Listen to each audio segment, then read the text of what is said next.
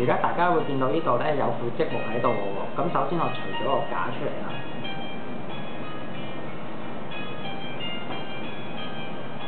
咁呢副積木我幾日前行街見到幾得意喎，所以就買咗嚟玩啦。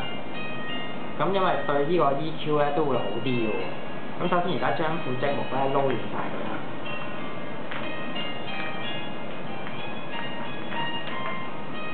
跟住我而家會喺1分鐘之內將呢副積木咧砌翻好喎。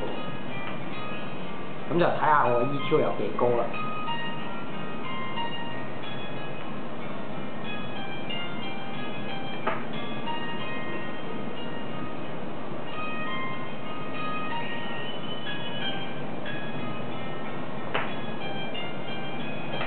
OK， 搞掂。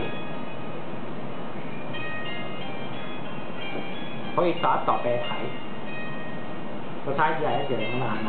咁我而家擺翻住個架先。咁而家咧，我發現咗一個問題喎。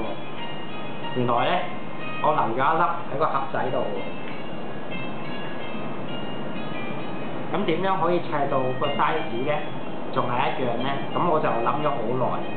結果我就將呢粒咧嘗試放喺呢度，跟住咧就將上面呢排推過嚟，再將呢兩粒咧就擺翻落嚟呢度。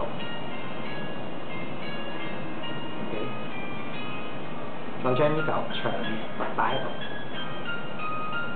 咁樣咧就可以做到個面積咧都係一樣噶啦。但係我又發現咗另外一個問題，我又留咗一粒。呢粒仲大粒，咁點樣又可以做到個 size 一模一樣呢？首先我將佢擺喺度啦，再將呢粒擺喺度，